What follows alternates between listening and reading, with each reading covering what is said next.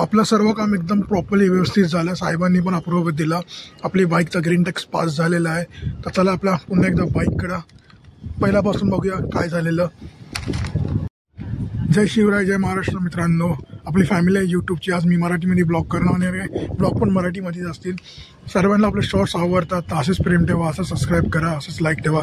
ही आपली टायगर, हिला 15 वर्ष होणारच पुढच्या महिन्यामध्ये। तर आपल्याला ग्रीन टॅक्स भरायचा असतं। त्यांना ग्रीन टॅक्स नाही माहिती, ते एक टॅक्स असते GST असते जे आपल्याला गव्हर्नमेंटला द्यायचे असते। मिनिमम 6000 रुपीज असतात। तर तुम्ही न्यू बाईक घेतली तर त्याच्यामध्ये इन्क्लूड होते। तर आपल्याला 15 वर्षाचा टाईम भेटतो। आपली बाईकला 15 वर्ष आता नेक्स्ट मंथमध्ये होणार आहे। तर आपल्याला फी भरायला कंपल्सरी आहे। तर मी माझ्या एजंटला बोलून मी फी भरलेली आहे। तर चला आता RTO जरा प्रोसीड करू।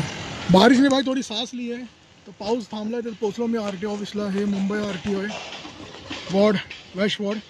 आपली गाडी तर दाखवायची आता, ते ऑफिस आहे। तर ऑफिसमध्ये गाडी तो चेक करेल आपली आणि पासिंग करेल।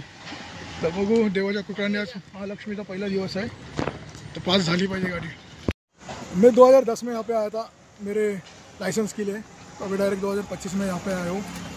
तो वो भाई मिले मुझे, वो बोले रुकने के लिए, थोड़ा वेट करने के लिए, क्योंकि दुसरे लोग का काम चालू आहे तिथे, त्याच्यामुळे थांबायचं आहे।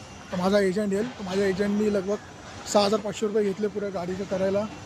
इन्शुरन्स PUC इन्क्लूड नाही, ते आपल्या असणार, त्यांनी ऑनलाईन करायचं आणि इन्क्लूड त्याच्यामध्ये फी होती, RTOची फी होती। ओके, तर भाऊ त्याच्यात वाटतं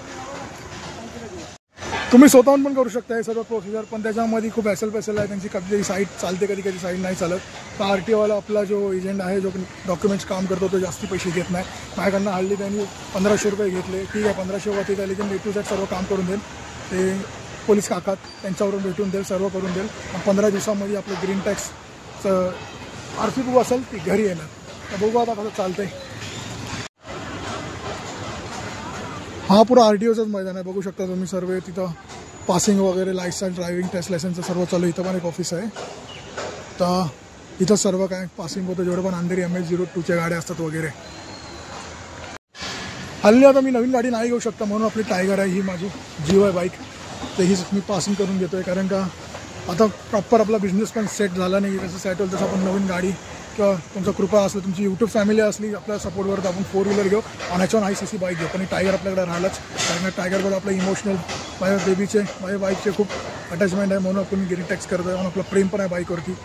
तर बघू आता कसं होतं। आता 2:30 चॉपर म्हणून ते लगभग 3 वाजले। तर आपला बाईकचा सर्व क्लिअर आहे, पण एक छोटी मोठी फाईन आहे, ती पण असे करून क्लिअर करू। ती पण विदाउट लायसन्सची नाही, सिग्नल वगैरे तोडले त्याचीच फाईन आहे। तर प्रयत्न करू आपण इथून निघून जाऊ। फाईन तर भरलेलीच आहे, पण थोडी बाकीची भरून टाकेन। आणि दुसरा इश्यू आपल्या गाडीचा कलर, आपल्या गाडीचा कलर डार्क ब्लू आहे, इथं लाईट ब्लू आहे। तर साहेबांनी काही प्रॉब्लेम केला नाही पाहिजे, होपफुली।